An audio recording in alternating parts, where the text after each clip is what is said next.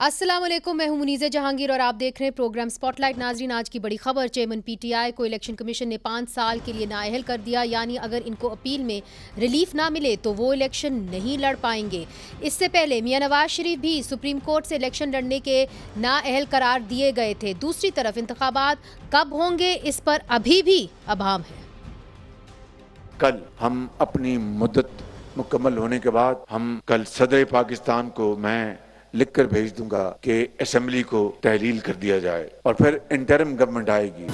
कल यानी 9 अगस्त को कौमी असेंबली तहलील कर दी जाएगी, जिसके बाद आर्टिकल 224A के मुताबिक 3 दिन के अंदर वज़ीर आज़म और लीडर ऑफ अपोजिशन यानी राजा रियाज ने निगरां वज़ीर आज़म के नाम पर इत्तफाक़े राय करना है। अगर ये इत्तफाक़े राय नहीं होता तो फिर आर्टिकल 224A के मुताबिक एक 8 रुकनी पार्लिमानी कमेटी तश्कील दी जाएगी, जिसमें 4 अरकान हुकूमत से और 4 अरकान अपोजिशन से होंगे। पार्लिमानी कमेटी 3 दिन में फैसला करेगी कि अगला वज़ीर आज़म, निगरां वज़ीर आज़म कौन होगा, और अगर यहां भी डेडलॉक पैदा होता है तो मामला इलेक्शन कमीशन के पास चला जाएगा। इलेक्शन कमीशन को निगरां वज़ीर आज़म के हवाले से 2 दिन में फैसला करना होगा।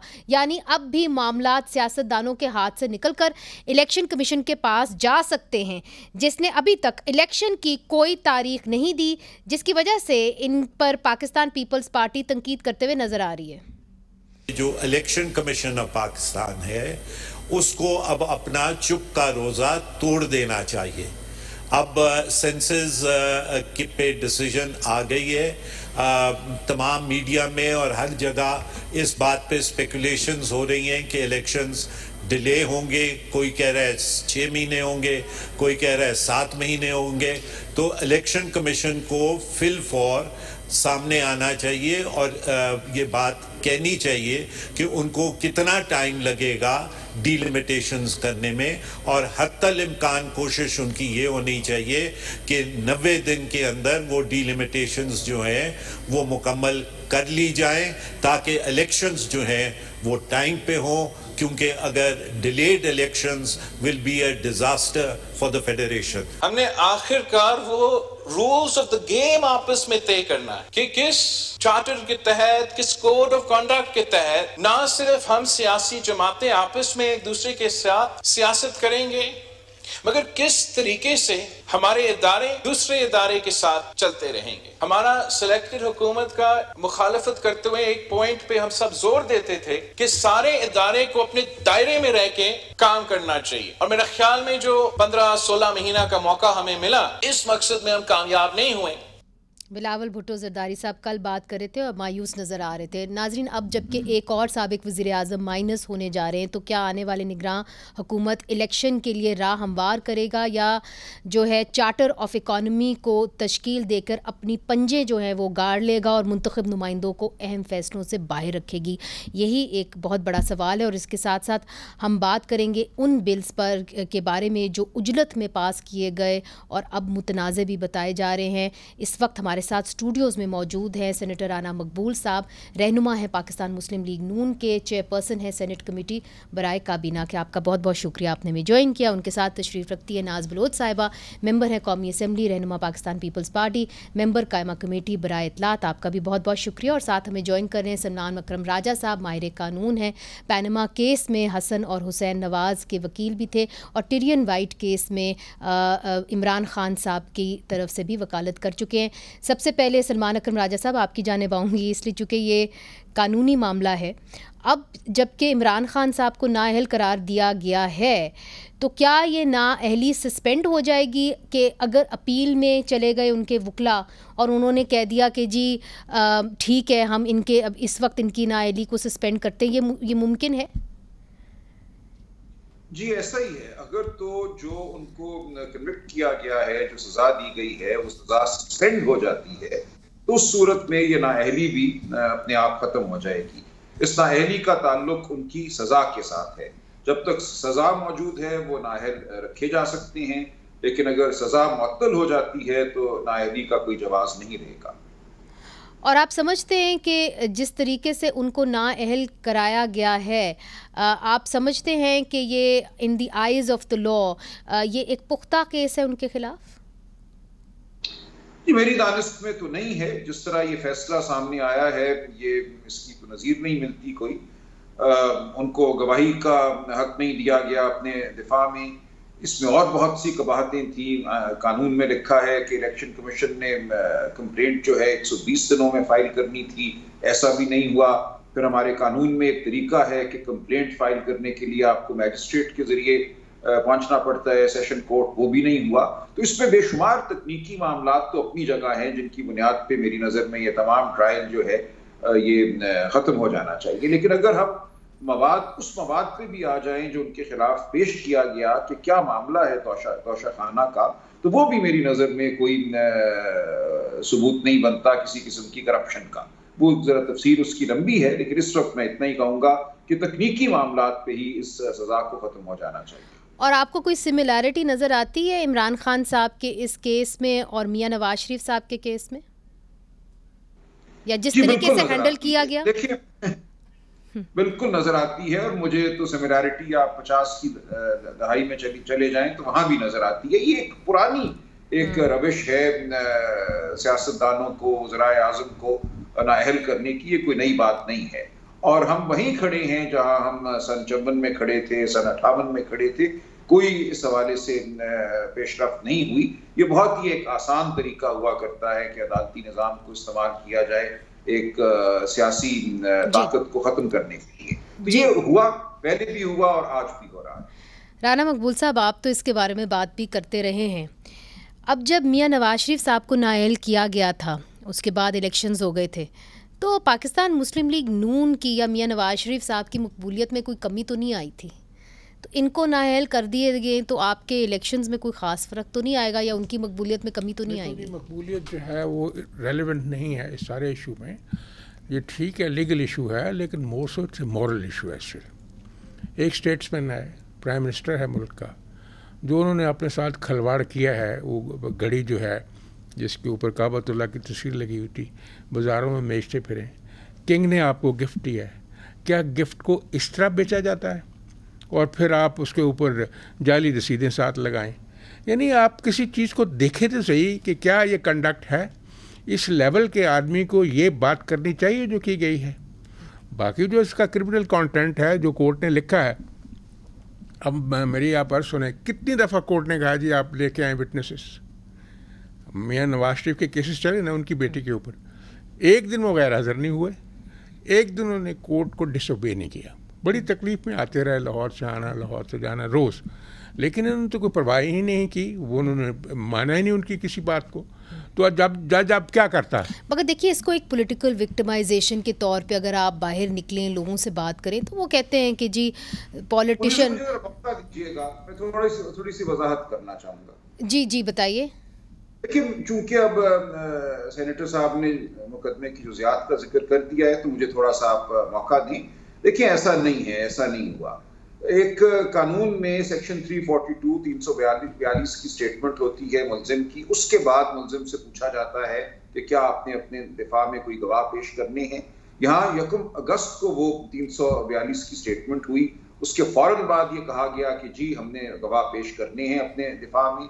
2 अगस्त को ट्रायल जज साहब ने कह दिया मैं आपको इजाजत नहीं देता गवाह पेश करने की। लिहाजा ऐसा नहीं है कि उन्होंने बारहा कहा कि गवाह लेके आओ, उन्होंने कहा ये गैर मुतल्लिक है, जबकि तमाम मामला ही ये था। और ये बिल्कुल मुकदमे में ऐसी कोई बात नहीं थी कि घड़ी क्यों बेची, कम कीमत पे बेची, ज्यादा पे बेची। आप मुकदमे को पढ़े तो सही, इसमें 3 सालों पर मुहित है ये मामला। 2018-19 में घड़ी का मामला था। ये कहा गया कि आपने बिल्कुल ठीक घड़ी 21 मिलियन में ली तोशाखाना से, 58 मिलियन में बेची। वाहिद इल्जाम ये लगा जो साबित बज़ाहिर किया गया कि 58 मिलियन रुपए बैंक अकाउंट पे नहीं गए, सिर्फ 30 मिलियन गए, बाकी 28 कहाँ है। उन्होंने कहा मैं गवाह पेश करता हूँ, अपना फाइनेंशियल कंसल्टेंट वो बता देगा बाकी 28 कहाँ है। जज साहब ने कहा मैं पेश नहीं करने दूंगा। जो टीवी पे जो ट्रायल चली मीडिया पे, उसका कोई ताल्लुक नहीं है उस अदालत में चला। ठीक है, वी गेट योर पॉइंट। नाज साहिबा से भी कमेंट लेना है। जी, बात बिल्कुल सही है, लेकिन क्या ये कंडक्ट डिफेंसिबल है फॉर अ प्राइम मिनिस्टर? चलें इस पे नाज साहिबा, आज जो बल्कि कल जो बिलावल भुट्टो जरदारी साहब ने एक मायूसी का इजहार किया, उन्होंने तो जरदारी साहब को भी कहा, मियां नवाज शरीफ साहब को भी कहा कि आप ऐसी सियासत छोड़ के जा रहे हैं कि हम आगे से नहीं कर पाएंगे। तो आपके लीडर हैं, मायूस क्यों हैं? अभी तो वो फॉरेन मिनिस्टर मतलब 1-1.5 साल गुजार के गए हैं। मायूसी किस बात की? बिस्मिल्लाहिर्रहमानिर्रहीम। मुनीज़े, पहले तो मैं आपको ये बताऊं कि मायूसी नहीं, मैं समझती हूँ ये एक जुर्रत है और बहुत करेज चाहिए होता है दिल की बात ज़बान पे लाने के लिए। सियासतदान मोस्टली जो है वो एहतियात बरतते हैं अपने अल्फाज के चुनाव में कि ऐसी कोई बात ना कर दें, शायद उससे जो है हमारी दिल की बात ज़बान पे ना आए। लेकिन ये सबसे पॉजिटिव बात बिलावल भुट्टो की है, as a young leader, as a true leader and honest leader, उन्होंने आके खुल के अपनी बात अपनी पूरी पाकिस्तान को बताया, अपनी इमोशंस का इजहार किया। मगर आपको ये उनकी खदशा क्या है कि truthfulness है। क्या कौमी असेंबली जब एक और दफ़ा इस तहलील हो honesty जाएगी को- तो क्या जो निगरान हुकूमत आएगी वो पंजे गाड़ लेगी? क्या आपका खदशा है? नहीं, क्योंकि देखिए, आप लोग बार बार कह रहे हैं नहीं जी 90 दिन से आप ऊपर मत जाएं, क्यों आप ये बार बार कह रहे हैं? आपका क्या खदशा है? देखिए, बात ये, पहले तो मैं आपको पहली बात जो मुकम्मल मैंने की कि जो कल बिलावल भुट्टो साहब ने बात कही है, तो वो उन्होंने अपना जो भी इज़हार ख्याल किया वो उन्होंने अपने दिल की जो बात है, जो वो समझ रहे हैं, जो वो देख रहे हैं, उन्होंने खुल के ये बात कही है। तो दैट्स व्हाट आई कॉल करेज। और ऐसे एक यंग लीडर में होना ये पाकिस्तान के लिए बड़ी खुशाइंद बात है कि हमारे पास ऐसे लीडर्स मौजूद हैं। दूसरी बात ये कि आप इलेक्शंस की बात कर रही हैं मुनीज़े, इलेक्शंस बर वक्त होना पीपल्स पार्टी का मौक़िफ़ डे 1 से रहा है। हम वाज़े तौर पर बार मगर बार अब कह तो रहे नहीं हैं हो रहे ना जी, अब जी, तो नहीं हो रहे। लेकिन उसमें जब CCI में मीटिंग के अंदर मशावरत हुई और सबके कंसर्न्स एड्रेस हुए और फिर जब यूनानिमस एक फ़ैसला आया, उसमें भी पीपल्स पार्टी ने अपना मौक़िफ़ यही रखा कि मैक्सिमम जो 90 डेज़ की मुद्दत है उसी के अंदर डिलिमिटेशंस करवा के इलेक्शंस करवाए जाएं ताकि इलेक्शन जमहूरियत का तसलसल बरकरार रहे। आपको अभी भी उम्मीद मगर है कि नवंबर तक इलेक्शंस हो जाएंगे? चूंकि अब ये भी कहा जा रहा है 2023 के अंदर इलेक्शन नहीं होंगे। मेरा सवाल ये है कि 2024 में इलेक्शन होंगे? देखिए, इंशाल्लाह ताला 2023 में नवंबर तक इलेक्शन जो है वो होने चाहिए। One has to keep good hope और अच्छी उम्मीद रख कर ही हम आगे सियासत में बढ़ सकते हैं। और सियासत है ही एक आर्ट इम्पॉसिबल को पॉसिबल बनाने का, और उसमें डायलॉग्स के थ्रू आप अपनी बातें मनवाते हैं। कभी जो है टेम्परेचर सियासी हाई भी हो जाता है, लेकिन this is the essence of democracy कि हम अपनी बात मनाने के कायल हो जाते हैं। But at least I am saying कि अच्छी चीज़ ये है कि पार्लियामेंट में खड़े होकर हम खुल के दूसरे पे अगर एतराज़ भी करते हैं एक रिस्पेक्टफुल वे में करते हैं। मगर देखिए ये तो डिपेंड करता है ना नाज साहिबा कि अब जो अगला सेटअप आएगा वो पंजे जमाने आएगा या ये इलेक्शन के लिए राह हमवार पंजे करेगा? जमाना इतना आसान नहीं है मुनीसे, बिकॉज देखिए पाकिस्तान में एक दौर था। आपके पास जो है प्रोविंशियल असेंबलीज वो निगरान सेटअप पे आप चला रहे हैं, तो क्यों नहीं है? नहीं, देखिए मुनीज़े, मैं आपको ये बताऊं कि वो दौर और थे जब 18 महीने की हुकूमतें जो है घर चलता कर दी जाती थीं, या 2.5 साल की हुकूमतें घर चलता कर दी जाती थीं। अब दौर मुख्तलिफ है।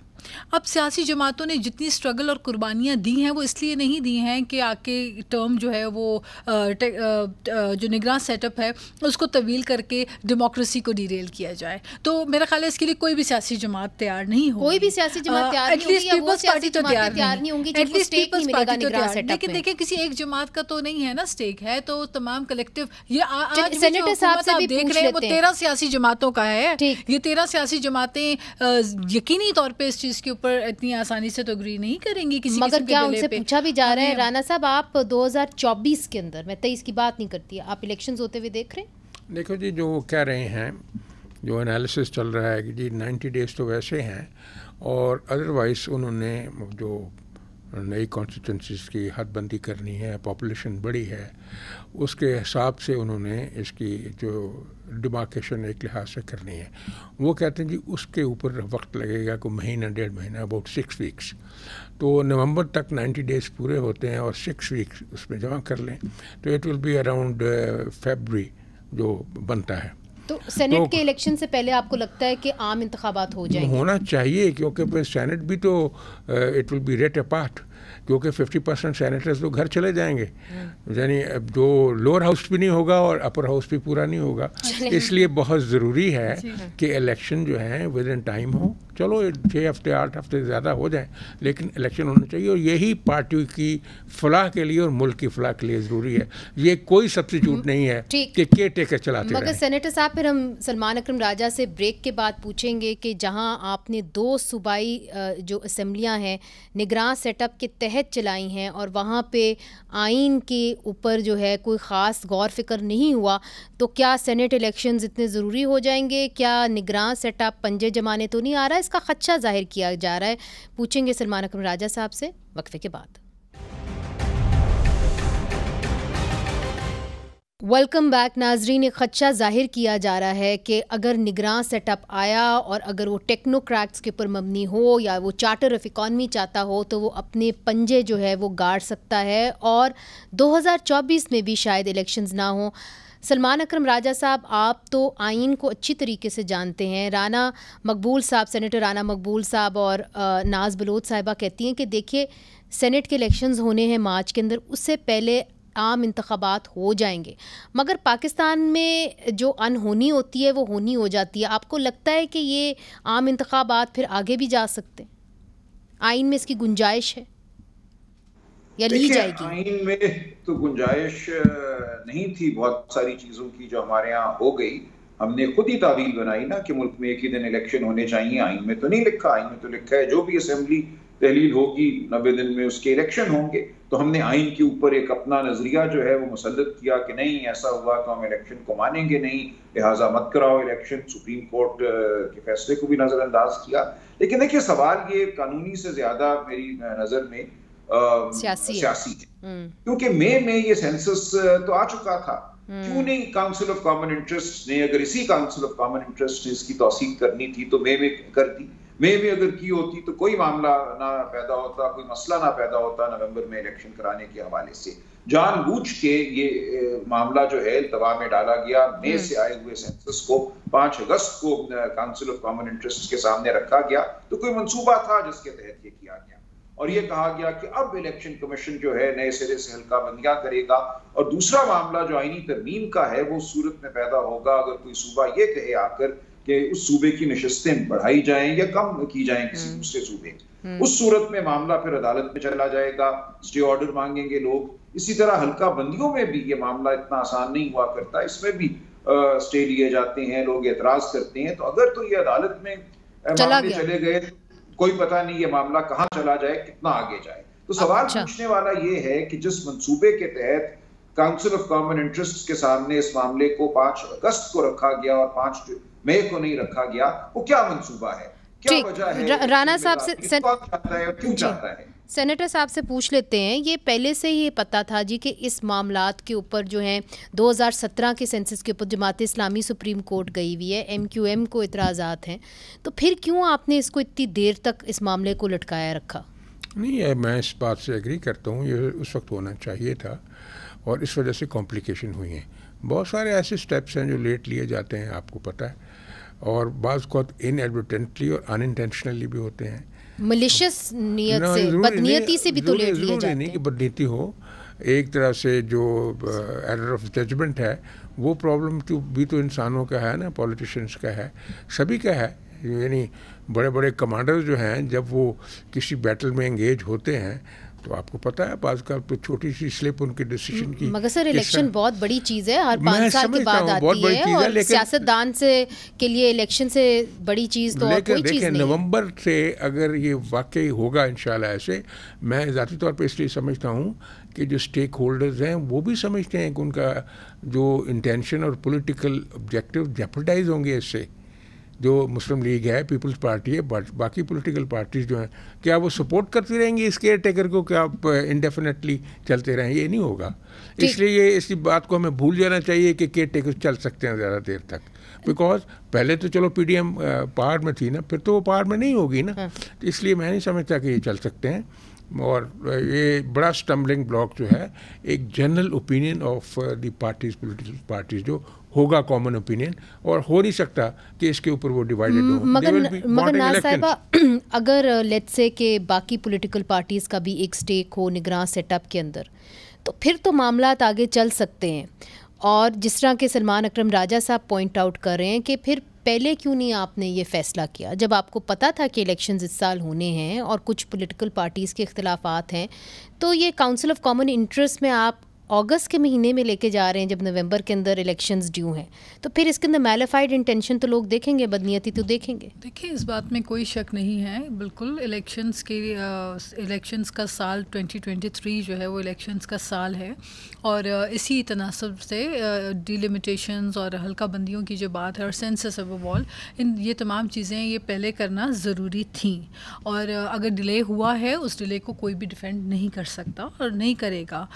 मैं समझती हूँ कि इलेक्शंस को, तमाम सियासी जमातों को इलेक्शन बर वक्त कराने में अपना किरदार रोल अदा करना पड़ेगा और सब कर भी रहे हैं। मुझे नहीं लगता, देखें अब हम बात कर रहे थे कि सूबाई असेंबली की जो इंटरिम सेटअप की कि वो बहुत ज़्यादा वक्त मुद्दत उसकी बढ़ गई है, गो के आईनी एतबार से उसमें भी बहुत सारे इश्यूज़ रहे, लेकिन बात ये थी कि पार्लियामेंट के अंदर कंसेंसस डेवलप इस बात पे हुआ कि चूंकि एक तासुर आता है कि पंजाब बड़ा सूबा है, मोर नंबर ऑफ़ सीट्स हैं, अगर वहाँ पहले इलेक्शंस करा दिए जाएं तो वफाकी इलेक्शंस के ऊपर जिसकी हुकूमत सूबे में होगी वो असरअंदाज होगा और एक इन्फ्लुएंस बहरहाल रहेगा। हम तो वैसे ही हर इलेक्शंस के बाद हमारे इश्यूज होते हैं, पॉलिटिकल विल की। मगर एक बात मैं आपसे इसलिए पूछना चाह रही हूँ क्योंकि आप जो इत्तलात की कमेटी है उसकी एक अहम रुकन है, जिस तरीके से और जिस उजलत से बिल्स पास हुए हैं, क्या आप उससे मुतमईन हैं? चूँकि कई MNAs ने भी जो है उन्होंने आके मुझे कहा कि जी हमारे पास कॉपी कुछ और होती थी और जो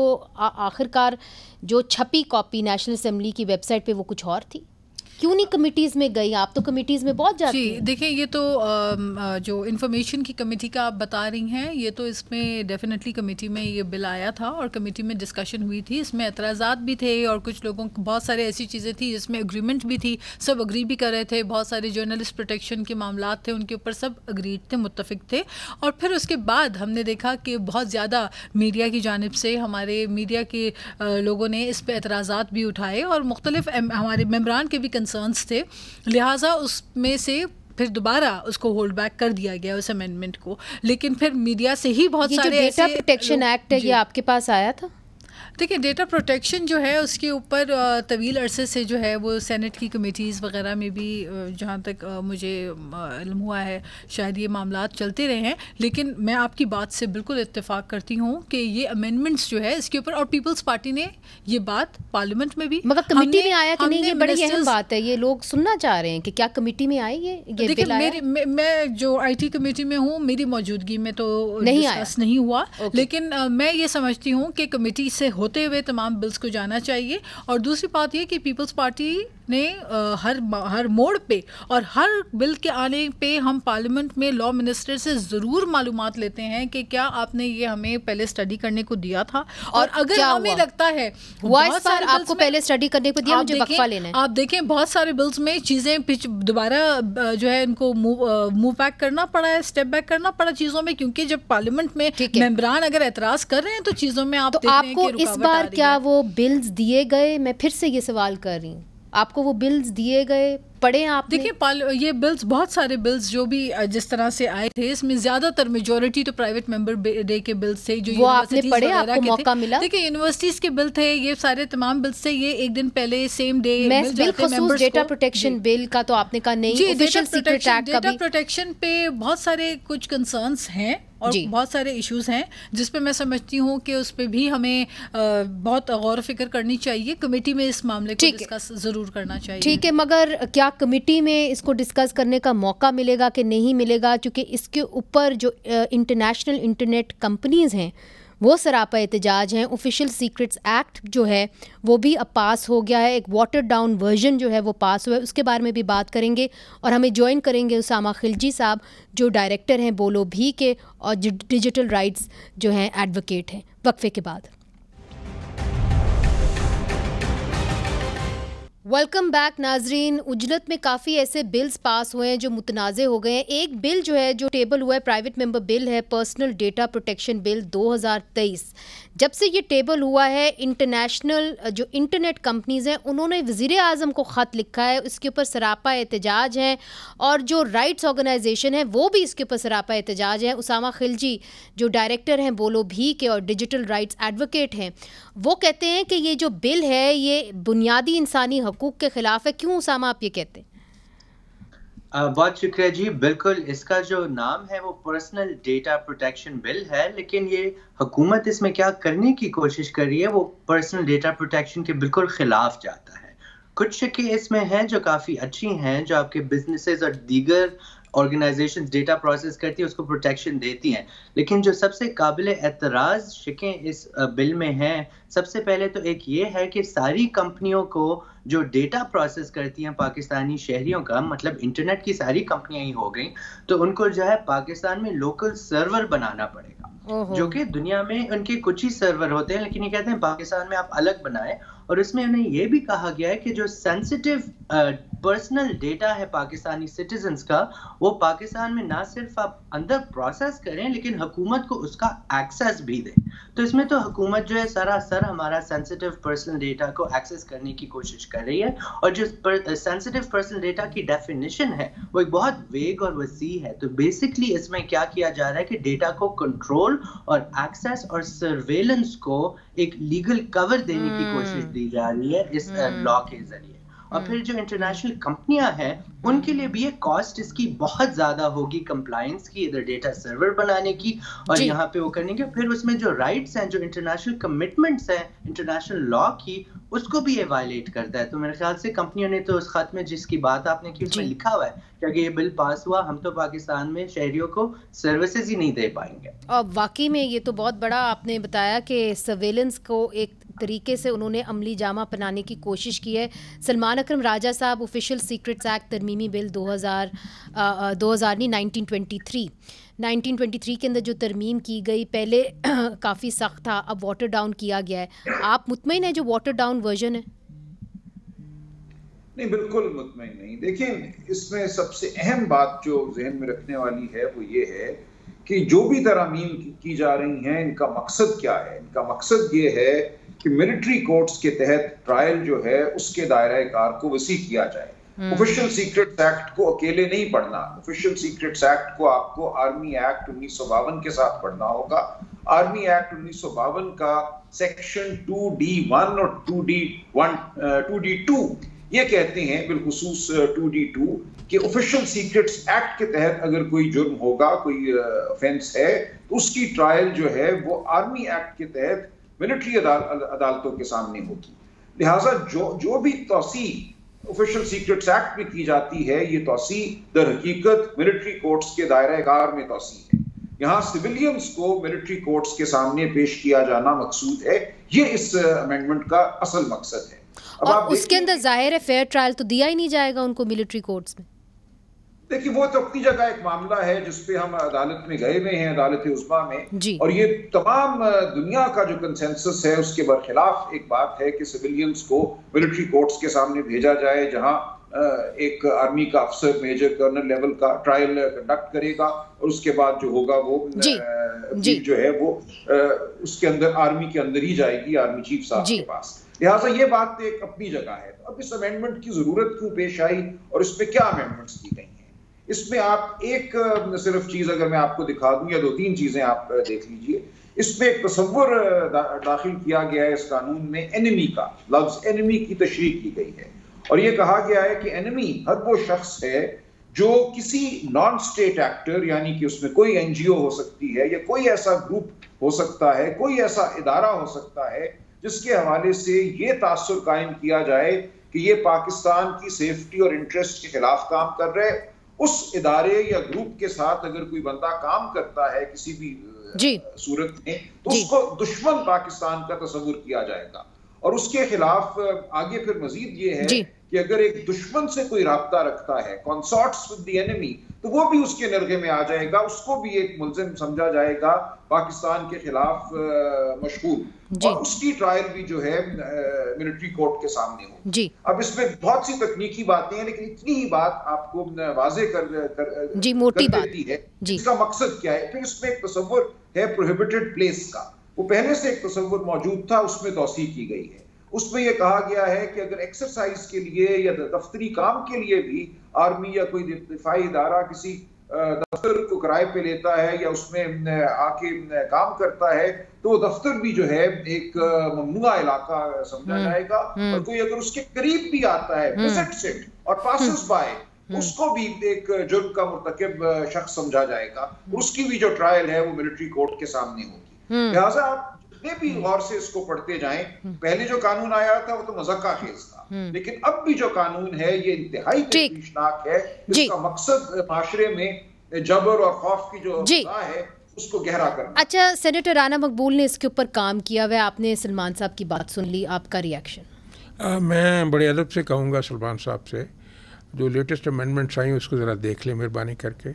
उन्होंने लेटेस्ट अमेंडमेंट देखी? मैं अर्ज करता हूँ, सुन लेना। उसमें वर्ड है अनइंटेंशनली और इंटेंशनली। मैंने खुद उसको अनइंटेंशनली को काटा। नहीं, वो कटा है। वो जो कह रहे हैं सर मिलिट्री कोर्ट की जो बात कह रहे हैं कि जी आप मिलिट्री कोर्ट्स के अंदर ऑफिशियल सीक्रेट्स एक्ट को इसके साथ करके 1952 आर्मी एक्ट के साथ पढ़ के तो आप लोगों को फिर मिलिट्री कोर्ट्स में भेजेंगे। तो सुन ले जी। जो 1923 है ये law, it will be regulated by CRPC, और जो बंदा इसमें गलत काम करेगा, किसी को गलत इन्वॉल्व करेगा, he will be tried under CRPC and convicted under PPC। 211 जो सेक्शन है उसमें उसको सज़ा मिल सकती है 3 साल की अगर कोई गलत बात करता है। अब जो उन्होंने कहा कि जो जाने उसमें कि जी गुजर जाए कोई बंदा, उसमें लिखा हुआ नोइंगली, पहले अननोइंगली भी नोइंगली था, उसमें नोइंगली लिखा हुआ है। मगर वो जो कह रहे हैं कि जी ममनुआ इलाके को उन्होंने इतना वसी कर दिया है कि अगर आप कोई रेंट भी कर लें और वहां से कोई बंदा गुजर भी जाए तो उसको भी पकड़ के उन्होंने कहना है कि ये भी टू प्रूव इट। इसमें लिखा हुआ है कि इसमें टेंजिबल एविडेंस उसके खिलाफ होगी, और तब जाके नोइंगली अगर कोई ऐसी हरकत करेगा, if he is knowingly coming in contact with the people who are working against a country within Pakistan और outside Pakistan, knowingly and intentionally, फिर जाके वो कल्पेबल बनता है। अगर उसका कोई इंटेंशन है ही नहीं, मिनट रह गया, मैं कहता हूँ इंटेंशन है ही नहीं, इसलिए जो मैंने आपको मूड पॉइंट बताया ना जी, कि अगर 211 आप देख लें उसका PPC का, और कोई भी किसी को फॉल्स एलिगेशन में, ठीक है, मेरा ख्याल है सलमान साहब ने वो सुन लिया है। देखिए राणा साहब, मुख्तसर साहब, फिर मैं नाज साहिबा से मैंने कंक्लूडिंग रिमार्क्स लेने में, बस वक्त बिल्कुल कम रहा। राणा साहब फरमा रहे हैं वो बजाते खुद अगर सिर्फ हम ऑफिशियल सीक्रेट्स एक्ट को पढ़ें तो बात दुरुस्त है, PPC और CRPC और आम अदालतें हैं वहां ये मामला जाना चाहिए, लेकिन आर्मी एक्ट में एक तरमीम पहले से हो चुकी है जिसके